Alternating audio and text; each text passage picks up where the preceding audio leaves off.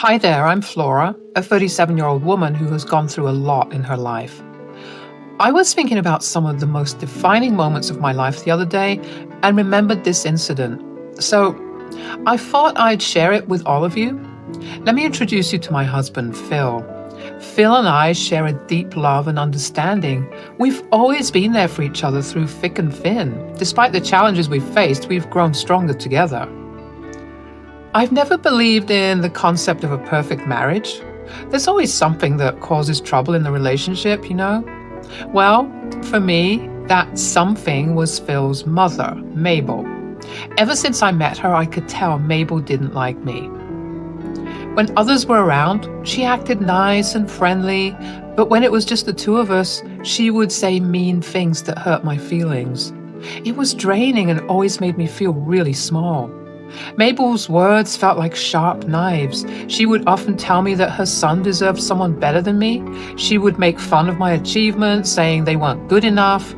Mabel even made hurtful comments about my looks.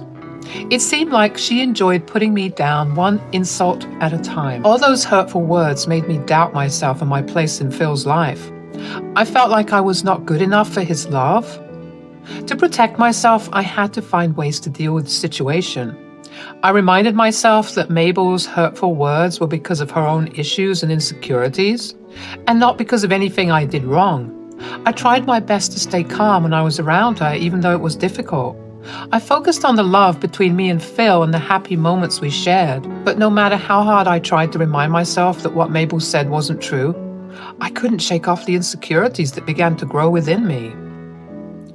I really can't stand Mabel anymore. She keeps saying really hurtful things. I've been trying to tell you about it for so long, but you won't listen. I'm struggling, so please just listen to me. Come on, babe. You're just making things up again. My mom would never do anything to hurt you. You're overreacting. No, I'm not making this up. It's been going on for a long time. She makes me feel small and insults me, and it's taking a toll on my mental health. I mean, haven't you noticed how much I've changed these past few months? I know my mom. She's a kind and loving person. I can't believe you're saying these things about her. You need to stop making up stories and causing unnecessary drama. I'm not creating drama. I'm telling you how I feel and what I've been going through. Stop treating me like my feelings don't matter. Why can't you support me this one time? I just can't believe that my mom would behave like that. Maybe you're just misinterpreting things or being overly sensitive. I can't accept that my mom would be so mean. I'm not misinterpreting anything. I've suffered with her hurtful words and actions for so long. I'm not asking you to choose sides, but I need you to believe and help me. Can we please find a way to address this issue together? Babe, I love you, and you know that I'll always support you, but come on. I know my mother better than you do, and I will not support you talking so rudely about her. I don't like it. Just be a little nicer to her next time and don't read into things too much, okay? Living far away from Mabel didn't solve the problem. I couldn't avoid her forever. There was always some event or the other that required me to meet her and spend time with her. I wanted Phil to see the truth, but I had to find the right way and time to talk to him about it. He was never going to believe me, no matter how much or how hard I cried or complained. It would never reach him. He loved his mother too much to believe that she would torment me. One day, Mabel called Phil out of the blue to say that her house was being renovated and she needed a place to stay. Phil immediately offered for her to stay with us.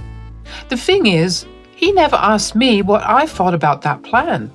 He knew how distressed his mother made me feel. Even though he didn't believe me, the least he could have done was check in with me. It hurt to think that he would make such a decision behind my back. Why did you offer Mabel our place to stay without even asking me for my opinion? Do I not have a say in what goes on in our house? Well, I didn't think I needed to ask you. She's my mom. I couldn't let her be homeless because of some feud that you guys have going on. It's not a feud. She treats me badly and never passes up on an opportunity to say something incredibly hurtful towards me.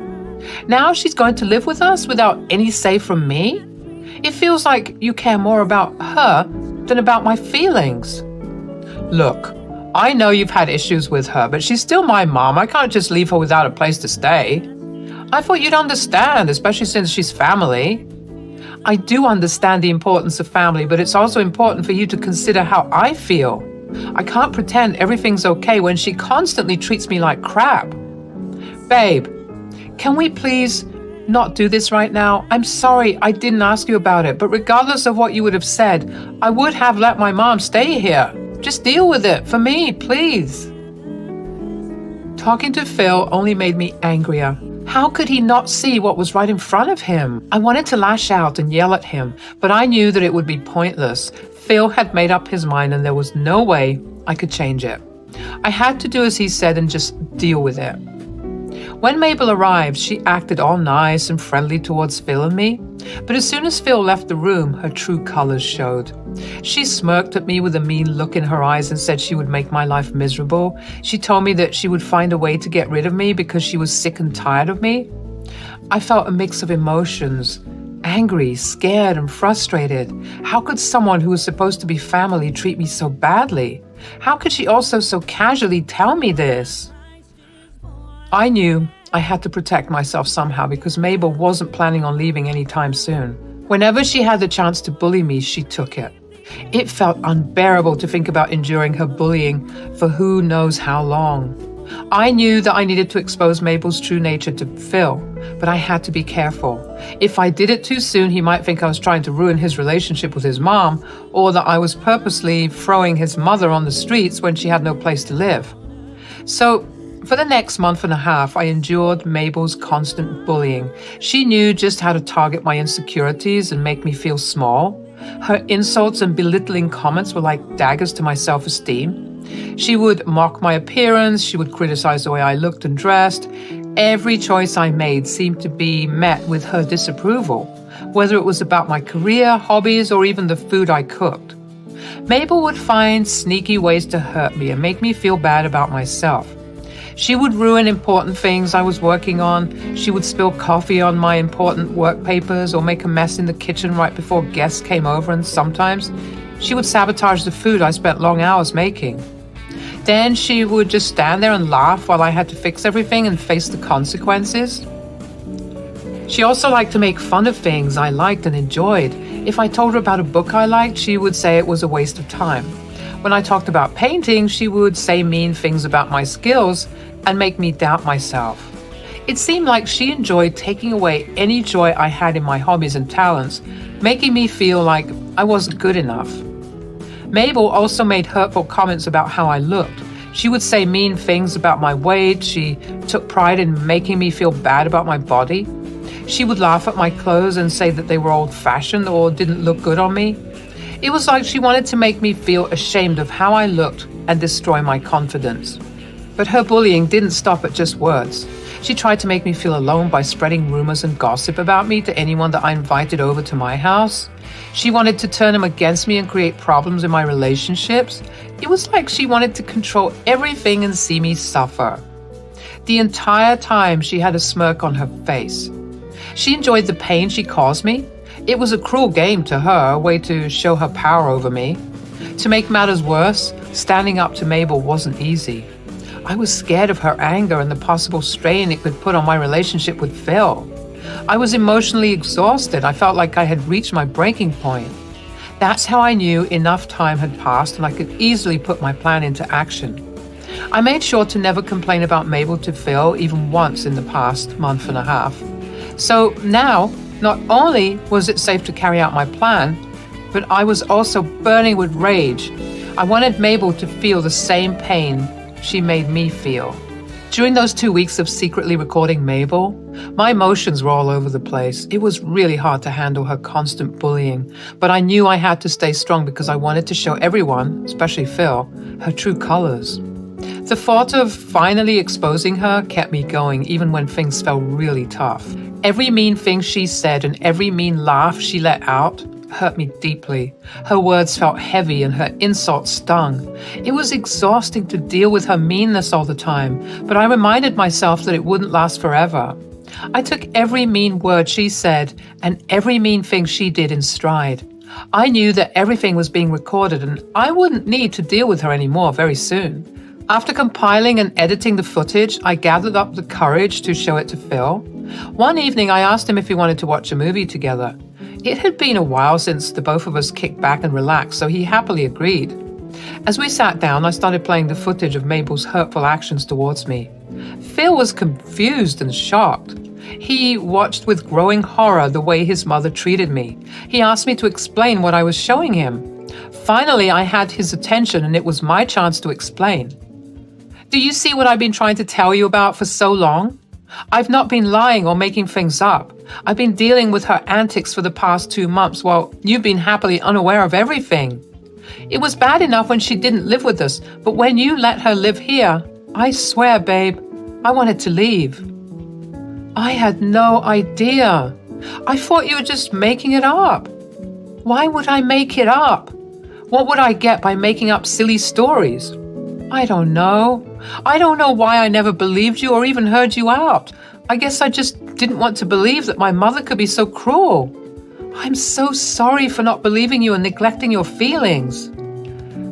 Your mother is a monster. I hate to break it to you like this, but she really is. You've seen the evidence now. Do you see how much I've been hurting? Yeah. I feel so guilty for not standing up for you. I should have heard you out and at the very least attempted to find out if what you were saying was true. I'm truly sorry, babe. Thank you for finally believing me. If you didn't, I would have lost my mind. So it means a lot to me. Of course. I'd have to be a special kind of fool to tell you that you were lying when I just saw with my own eyes how my mother has been treating you. I want to make it up to you. Tell me what I can do to make it up to you. I'll do anything, I promise. I want Mabel out of our house. I can't bear to live with her any longer. I would completely agree with that, but I still don't want her to be homeless. Her house is still undergoing renovations and we don't know when it will end. Fine. How about we work out a compromise? Compromise? Yeah, I want you to get the name of the renovation company that's working on Mabel's place. I can definitely do that, but why do you want to know about that? I don't know, but my gut is telling me that Mabel is lying about it. Why would she lie, though? Did you just not see how happy she looked while tormenting me? Right, you're right. I'll get you the information. Just please forgive me. I'm sorry for what I did to you. It's okay, baby. I'll need some time to get over the things that Mabel did and said to me, but I'll be fine. And more importantly, we're fine. The next day, Phil casually chatted with Mabel during breakfast and found out the name of the company doing her renovations. I decided to take matters into my own hands and contacted the company to check on the progress. To my surprise, I learned that the renovation had actually been finished 2 weeks ago, and they only had to work on one room. That meant that she did have a place to stay but chose to come and live with us. If I was angry before, then I was furious when I found out that Mabel had lied to us. She purposely stayed over at our place just to torment me.